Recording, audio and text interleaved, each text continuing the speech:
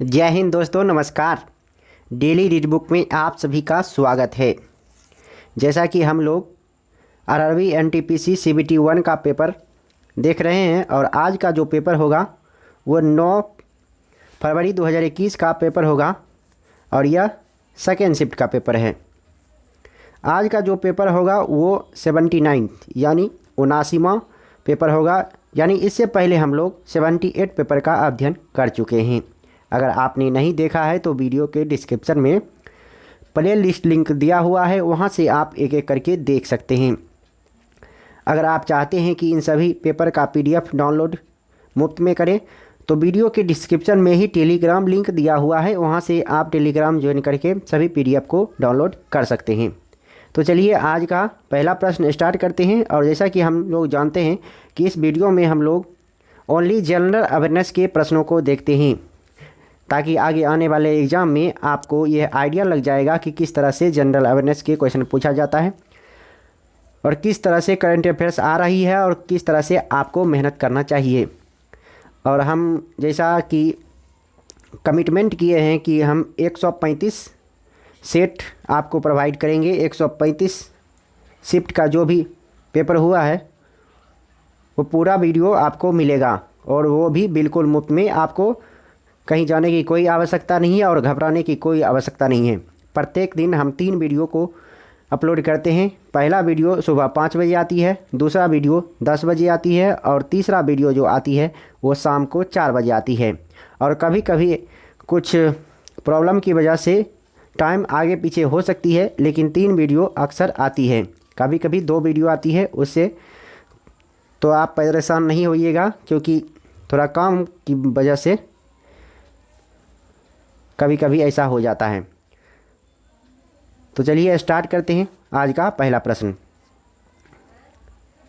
अगर चैनल पर नए हैं तो सब्सक्राइब ज़रूर कर लीजिए, क्योंकि जब से हम यह सेट शुरू किए हैं तब से रुके नहीं हैं। प्रॉपर वे में वीडियो आ रही है, तो इसलिए आपको घबराने की कोई ज़रूरत नहीं है कि ये कराएंगे कि नहीं कराएंगे, आधे में कि छोड़ देंगे। तो हम पूरा कराएंगे। जहाँ तक पीडीएफ हमको मिल रहा है 135 सेट अगर मिल जाता है तो पूरा करा देंगे। इसलिए आप इस चैनल को सब्सक्राइब कर लीजिए, वीडियो को लाइक भी कर लीजिए। और जितना आप लोग सपोर्ट कीजिएगा उतना हम आगे मेहनत करते रहेंगे। तो चलिए आज का पहला प्रश्न है, अंतर्ग्रहीय अंतरिक्ष में भारत का पहला उद्यम कौन सा था? तो इसका आंसर होगा MOM। आंसर होगा 4 number MOM, Mars orbiter mission. अगला प्रश्न है, एजेंडा 21 देश में अनुशंसित प्रक्रियाओं का एक समूह है। तो इसका आंसर होगा रियो सम्मेलन 1992। निम्नलिखित में से किसके अंतर्गत भारत को एक धर्मनिरपेक्ष राज्य के रूप में वर्णित किया गया है? तो इसका आंसर होगा संविधान की प्रस्तावना के अनुसार।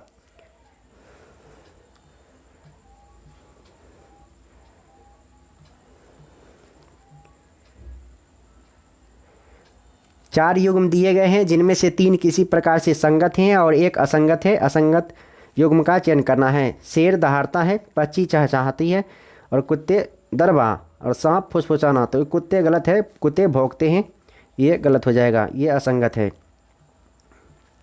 उस अंतरिक्ष यान का नाम बताइए जिसमें 2003 में भारतीय अमेरिकी अंतरिक्ष यात्री कल्पना चावला का निधन हुआ। तो इसका आंसर होगा कोलंबिया। कोलंबिया दुर्घटना 1-2-3 यानी 1 फरवरी 2003 को हुआ था।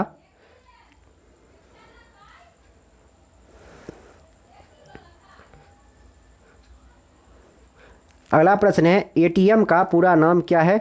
तो इसका आंसर होगा ऑटोमेटेड टेलर मशीन। ATM का पूरा नाम है ऑटोमेटेड टेलर मशीन। जल किस प्रकार का संसाधन है? तो जल एक चक्रीय संसाधन है।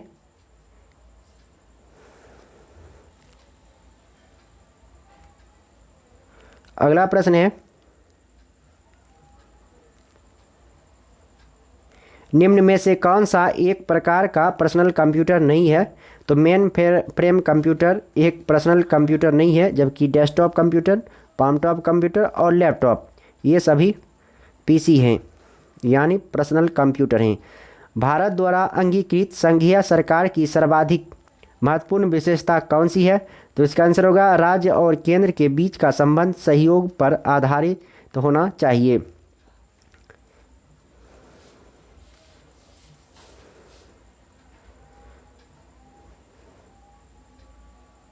अगला प्रश्न है, सतत विकास के लिए संयुक्त राष्ट्र द्वारा गठित WCED, जिसे ब्रंटलैंड कमीशन भी कहा जाता है, का पूर्ण रूप क्या है?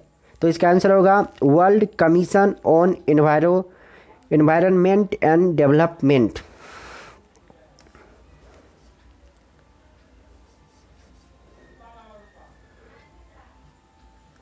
अगला प्रश्न है,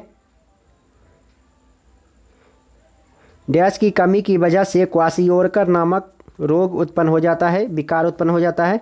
तो प्रोटीन की कमी से क्वाशियोरकर और मारास्मस रोग हो जाते हैं।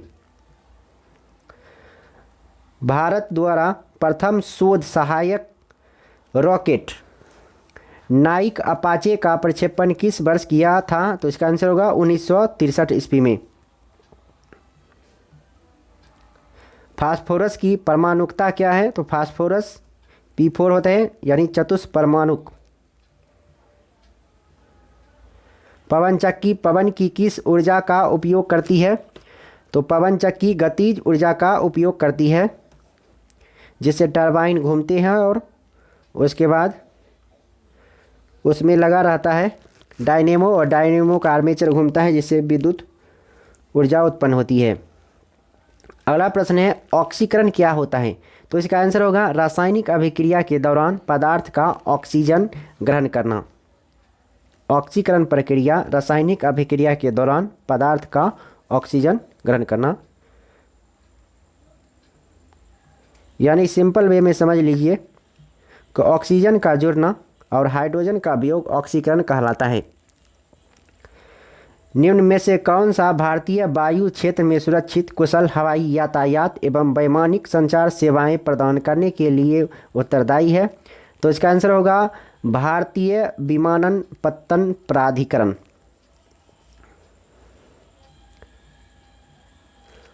रोलेक्ट एक्ट 1919 में निम्न में से किसे शामिल किया गया था?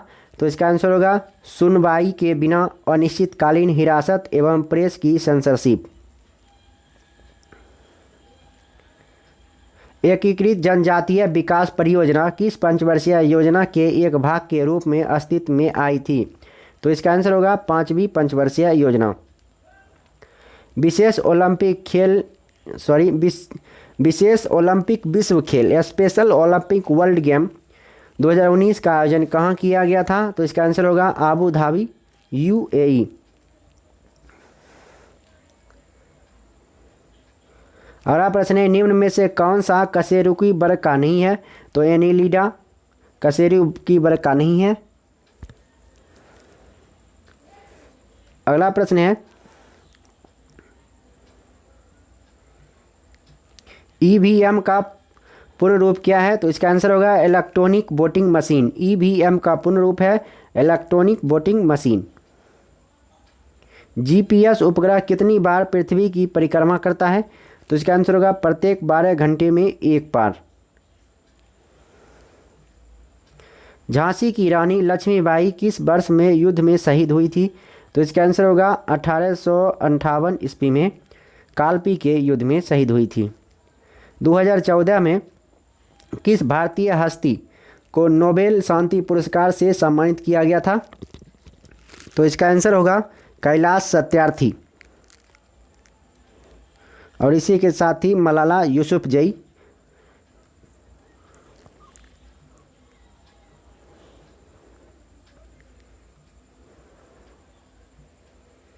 दो 2019-20 में भारत के किस राज्य में चीनी उत्पादन भारत के कुल चीनी उत्पादन के 1/3 से अधिक था? तो इसका आंसर होगा उत्तर प्रदेश। उत्तर प्रदेश को ही चीनी का कटोरा कहा जाता है। अगला प्रश्न है 2011 की भारतीय जनगणना के मुताबिक डैश मिलियन से अधिक आबादी वाले शहरी पुंजों को मेगा सिटीज के तौर पर जाना जाता है। तो इसका आंसर होगा 10 लाख, 10 मिलियन।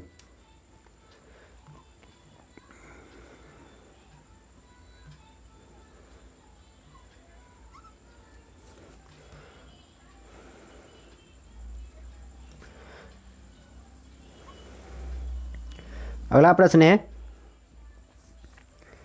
उस विकल्प का चयन करें जिसमें दिए गए शब्दों के बीच वही संबंध है जो दिए गए शब्द युग्म के शब्दों के बीच है। जैसे पैसा का संबंध रुपया से है तो उसी प्रकार किलोग्राम का संबंध क्विंटल से होगा। अगला प्रश्न है किसी पौधे का कौन सा भाग पौधे की जड़ों से पौधे के शेष भागों में जल का परिवहन करता है। तो इसका आंसर होगा जाइलम उत्तक। अगला प्रश्न है मधुबनी कला किस भारतीय राज्य से संबंधित है। तो इसका आंसर होगा बिहार से। मधुबनी कला बिहार से संबंधित है। भारत में पहली यात्रा ट्रेन वर्ष 1853 में डैश और डैश के बीच चलाई गई थी। तो इसका आंसर होगा बम्बई और ठाणे, बम्बई से ठाणे के बीच। ब्रह्म समाज की उत्पत्ति कहाँ हुई थी। तो इसका आंसर होगा ब्रह्म समाज की उत्पत्ति बंगाल में हुई थी।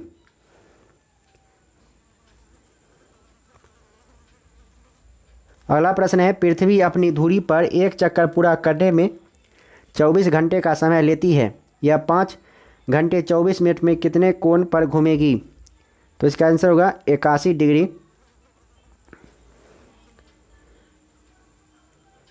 सब्जियों, फलों और फूलों जैसी उच्च मूल्य वाली फसलों की खेती को क्या कहा जाता है। तो इसका आंसर होगा हॉर्टिकल्चर। मुंबई में स्थित गेटवे ऑफ इंडिया का निर्माण डैश का स्वागत करने हेतु कराया गया था। तो इसका आंसर होगा किंग जॉर्ज पंचम। निम्न में से कौन सा आर्थिक भूगोल का उपक्षेत्र नहीं है। तो इसका आंसर होगा जनसांख्यिकी। मंगल मिशन के पश्चात भारत की किस अंतर्ग्रहीय मिशन पर कार्य करने की योजना है। तो इसका आंसर होगा शुक्र। निम्नलिखित में से कौन सा संगठन वैश्विक व्यापार के गठन एवं कार्यान्वयन से संबंधित है। तो इसका आंसर होगा WTO, world trade organisation. Bharat में असहयोग आंदोलन किस वर्ष में शुरू हुआ था। तो इसका आंसर होगा 1920 ईस्वी में। और समाप्त कब हुआ था। तो 1922 ईस्वी में, जब चौरा चौरी कांड 5 मार्च 2022 को हुआ था। 5 मार्च या 5 फरवरी, आप कमेंट में लिख दीजिए। जब चौरा चौरी कांड हुई थी 1922 ईस्वी में, तब असहयोग आंदोलन को वापस ले लिया गया था। अगला प्रश्न है 1909 में भारत सरकार के गठन के संबंध में ब्रिटिश सरकार ने इनमें से कौन सा प्रस्ताव दिया था। तो इसका आंसर होगा मार्ले मिंटो सुधार।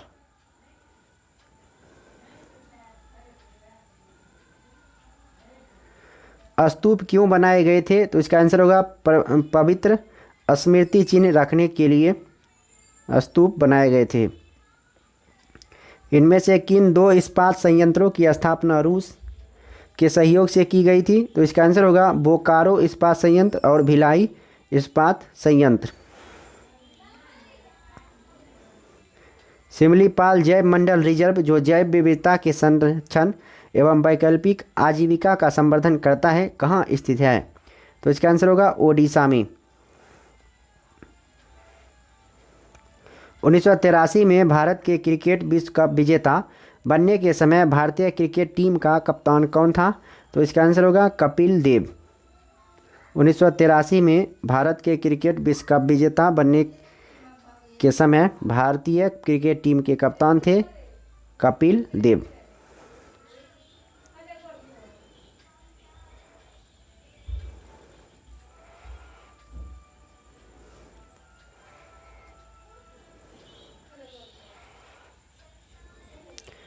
4 शब्द दिए गए हैं जिनमें से 3 किसी प्रकार से संगत हैं और एक असंगत है। असंगत का चयन करना है। मदरबोर्ड, कीबोर्ड, सीडी रोम और हार्ड डिस्क। तो इसका आंसर होगा कीबोर्ड। दिन का रात से वही संबंध है जो ठंड का गर्मी से है, यानी विलोम शब्द है।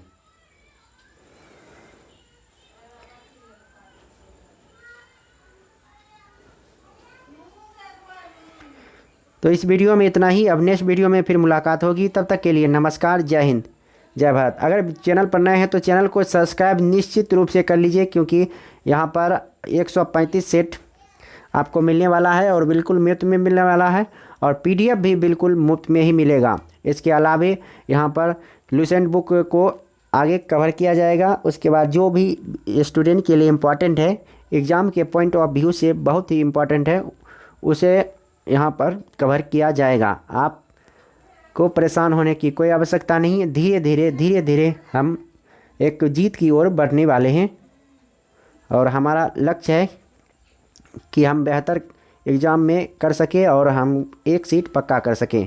तो आप अच्छी तरह से पढ़ते रहिए, बढ़ते रहिए, और चैनल पर नए हैं तो सब्सक्राइब भी करते रहिए। जय हिंद, जय भारत।